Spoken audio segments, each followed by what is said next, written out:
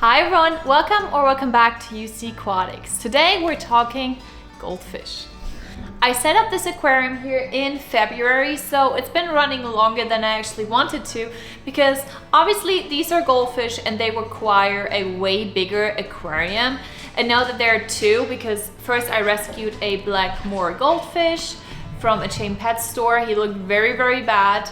And now I have a second one that I just fell in love with and I put him in here as well. So now, like, this was too small for one fancy goldfish and it's way too small for two fancy goldfish.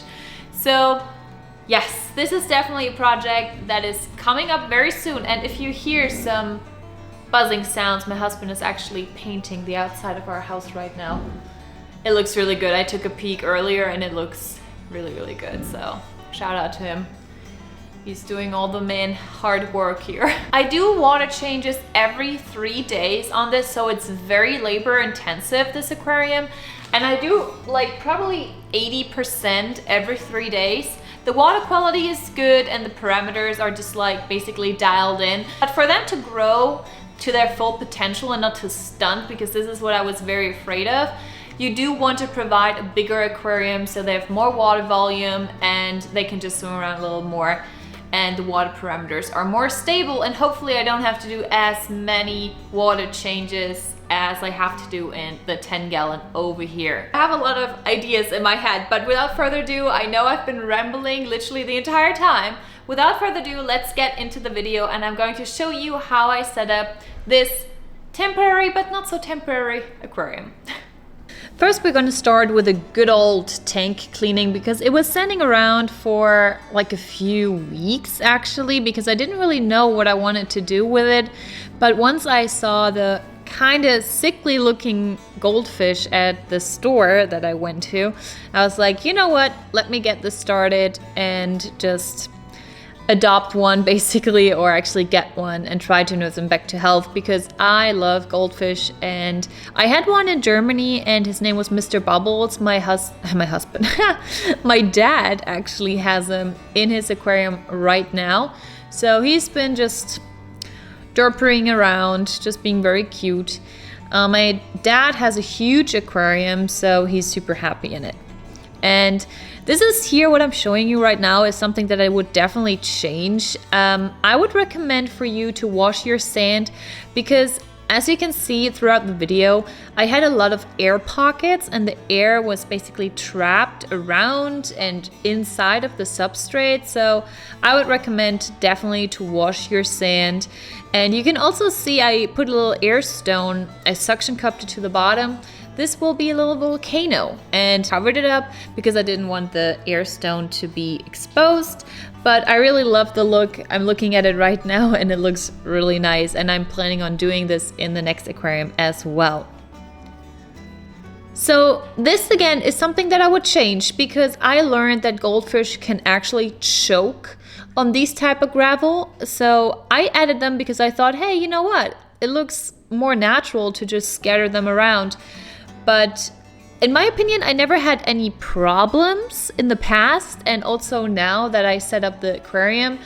But I'm definitely going to be more careful, and I don't want to risk it in the next aquarium, so I'm not going to put any of these small pebbles in there. Yeah, this is just advice. Do as I say, not as I do in this video.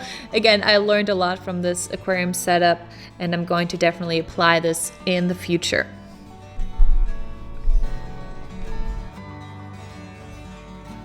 Oh, and here's a reminder, always dechlorinate your water. I had this squeezer do that to basically scatter around the stones a little bit to make it look more natural, but you will see, because I did a lot of gravel vac, literally every time I do water changes, they kind of scattered everywhere, so this was not the smartest decision here. Again, I'm going to change it up in the future. I'm going to do something completely different.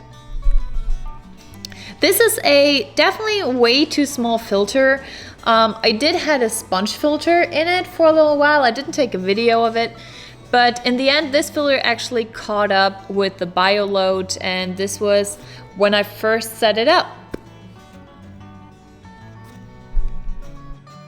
After 2 weeks, you can see the gravel is more scattered because I tried to like move this around a little bit, and you can see I put filter floss in the filter, the white foamy thing, because I noticed some debris forming or floating around and I just want to catch that. Look at that gunk. It was so slimy, and I, to be fair, have no idea where it's coming from.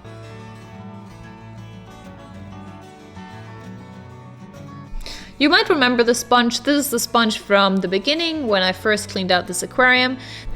This will be only used for this aquarium, and it will go right into the bucket where all my aquarium supply for the kitchen tank, this one right here, will go to, so that I don't mix them up and accidentally put them to my dish sponges or somewhere else.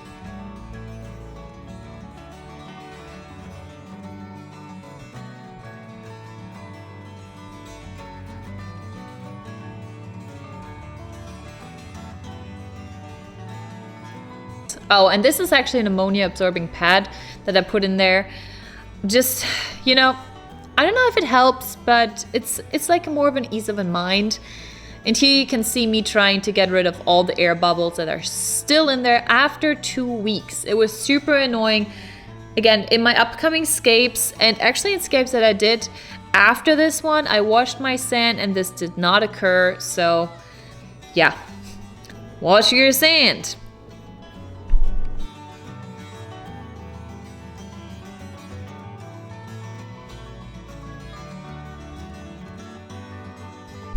I got super lucky. When I put this over there and when I wanted to fill this up with water, it literally just reached and I could just rest it there. And it's obviously you have to monitor it, because when it falls off, you don't want something to happen and like have water gushing everywhere.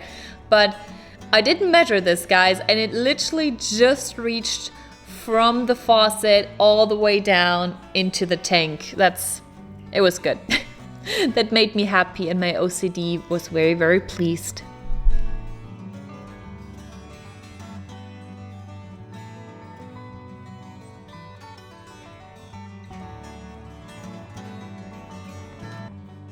Now this tank was ready for fish, and I just put the lid on and let it cycle, or actually run, for another 3 days. And this is it, guys. This is the tank setup for when I basically finished it, and I'm going to show you right after this footage how it's looking right now. And it has changed quite a little bit, but it definitely has established, and I'm very happy, even though I'm going to dismantle it to put the babies in a bigger tank.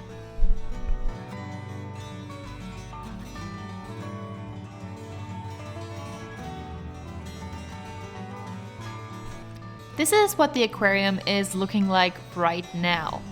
You can see all the stones that were surrounding this plant I took out because debris was just collecting pretty bad. And the volcano is still going pretty strong, which makes me very, very happy. Here is Finlay, the first one that I got. He was super sickly looking, but now he perked up, and he's accompanied by Gilbert.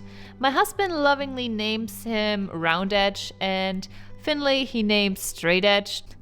They're both doing absolutely fantastic, but like I said, this tank is obviously way too small for both of them. Thank you guys so much for watching. Gilbert and Finlay are definitely going to be excited, even though they don't know it yet, about their upgrade, and I am very excited to show you guys, because this will be a centerpiece in our living room, the aquarium that they're going to. So I hope you have a wonderful day, and I see you in the next one. Bye!